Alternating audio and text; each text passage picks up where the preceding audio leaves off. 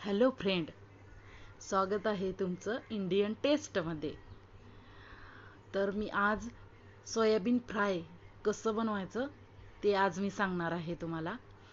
पहिल्यांदा मी इथे 3 चम्मच ऑइल घेतलंय.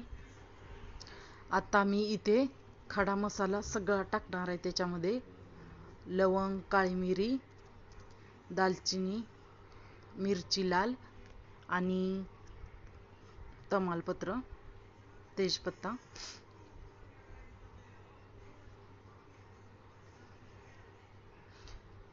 कढीपत्ता टाकला, अद्रक लसणाची पेस्ट टाकून घेतली मी, आणि एक उभा कांदा कट करून घेतलाय तो,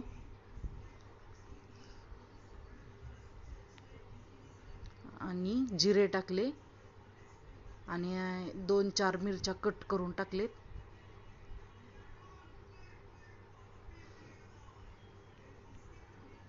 तुम्ही तुमच्या आवडीनुसार मिरची कमी जास्त टाकू शकता.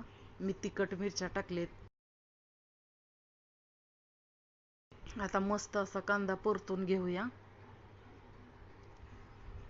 आता ह्याच्यानंतर मी 1 टमाटर कट करून घेतलंय उभं, आणि थोडासा धनिया कट करून टाकलाय.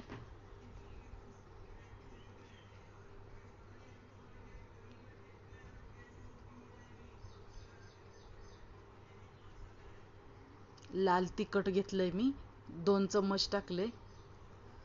तुम्ही तुमच्या आवडीनुसार कमी जास्त करू शकताय. गरम मसाला 1 चम्मच, आणि हळद पावडर थोडीशी टाकली, 1 चुटकी, 1 चम्मच नमक, आणि धनिया पावडर 1 चम्मच.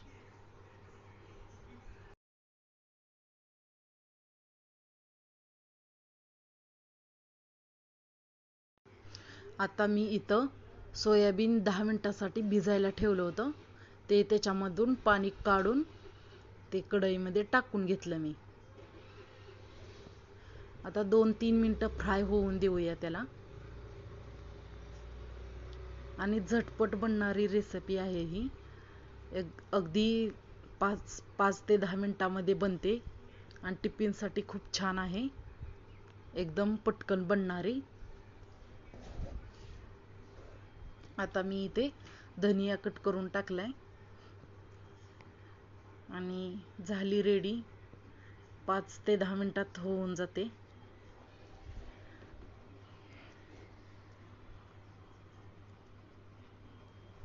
आणि सबस्क्राईब करायला विसरू नका. आमच्या या नवीन चॅनलला तुमचा सपोर्ट असू द्या.